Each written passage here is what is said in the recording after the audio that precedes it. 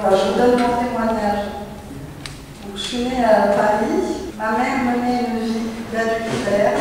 Mon père était homosexuel. Quand je suis née, j'ai été condamnée par les médecins. Je suis restée à l'hôpital Necker pendant 6 mois. Ma tante, très croyante, me consacre à Marie. Je suis alors baptisée. À l'âge de 2 ans, ma mère me met à la DAS. Ma tante, qui était bretonne et bien catholique, me prenait à chaque vacances scolaires. Elle organisait des pèlerinages dans toute la France et en Italie. Donc je priais avec elle dans le bus, j'étais toute petite. Et j'ai fait ma première communion à l'âge de 7 ans à San Damiano. Je fais toutes les communions parce que c'est moi qui me demande. À l'époque, ma maman, c'est maman Marie. Car avec ma propre mère, ma relation est très compliquée. Je priais maman Marie, mais Jésus, je n'étais pas du tout dans ma vie et je l'ignorais complètement. Parce que j'avais fait beaucoup de pèlerinages et que Marie, voilà, c'était Marie, c'était tout, c'était ma vie. Ma relation était très compliquée donc avec ma propre mère, donc je priais beaucoup Marie.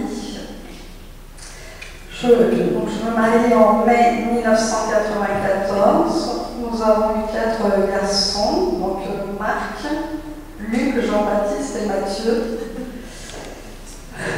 Les prénoms ont été donnés en des retraites. Je vais donc en famille, on va à la messe, on fait chapelet en famille, on jeûne tous les vendredis au pain et à l'eau en famille, voilà, confession, voilà, on fait les 5 cailloux de Tougorier. Mais mon mari me quitte en juillet 2022. Il me dit je vais chercher un appartement parce qu'on devait déménager. Je vais chercher un appartement, mais il ne revient pas. Il est parti en Hongrie, peut-être qu'il a trouvé la femme d'amour là-bas. Mais depuis, j'ai plus de nouvelles. Donc en mai 2023, je fais un pèlerinage avec mon fils Mathieu en Espagne à l'Escorial. Et dans le bus, nous prions le chapelet de la flamme d'amour. Je ne sais pas compris, je ne connais pas ce chapelet. Je crois que c'est le chapelet de l'Escorial. Et à chaque fois qu'on le prie dans le bus, je m'endors. Et moi qui ai des problèmes de sommeil, je me dis c'est formidable. À mon retour, on me demande qui veut faire partie du mouvement de la flamme d'amour en France.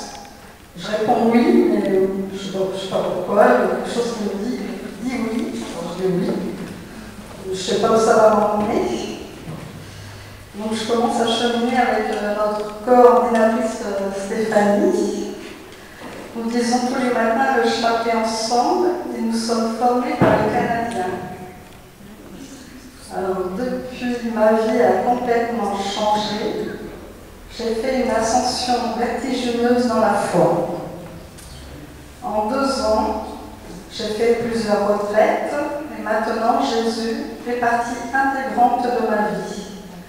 Car la flamme d'amour, c'est Jésus. Au début, j'avais du mal avec les 5 signes de croix, car nous devions embrasser la croix de Jésus. C'était difficile.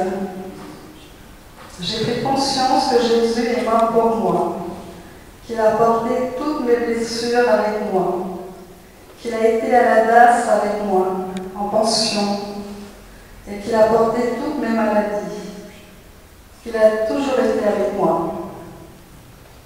Marie m'a montré le chemin vers Jésus.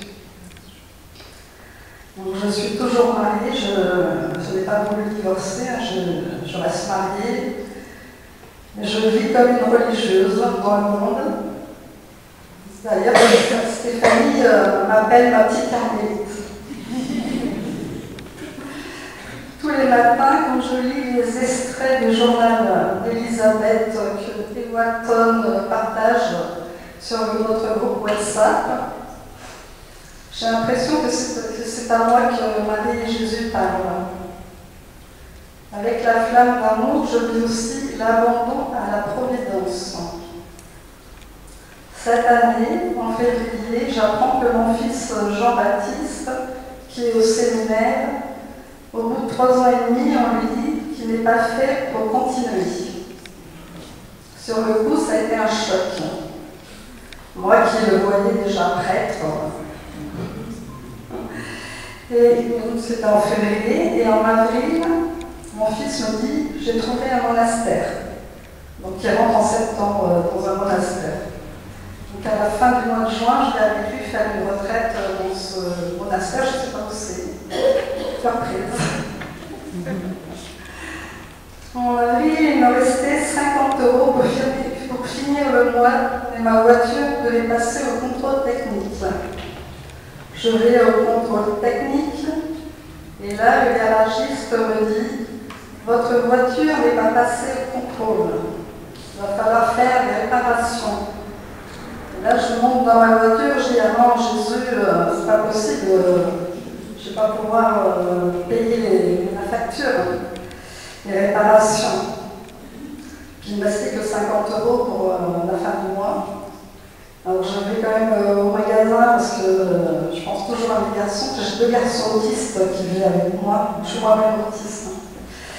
Alors je vais acheter du pain au magasin, et puis la caissière elle me donne un jeton. Elle me dit qu'il faut aller jouer. Je dis bon, je n'aime pas trop jouer, mais bon, je suis allée. J'ai joué et là il y a marqué gagner 100 €. Amen. Donc là, j'ai pu finir le fin de mois, acheter 100 € de nourriture. C'est gloire à Dieu. J'en revenais pas. Puis puis ce même jour, donc, je vois passer un email sur mon téléphone et je vois que j'ai reçu de l'argent. Donc je regarde et c'est 500 €. Et donc je vais voir le garagiste, je demande un devis. Il me dit c'est 230 €. Je dis bon, avec les 500 €, oui, je fais les réparations de la voiture. Mais il me dit, après, quand il m'appelle, il me dit un souci avec votre voiture, il va falloir dévisser, scier les vis de la voiture. Mais donc il y a 200 € de plus. Ça me faisait 430 € sur les 500. Gloire à Dieu. Amen. Et voilà, merci Seigneur. Et voilà, la prière du chapelet, c'est important. Et voilà, moi je vais tous les jours avec la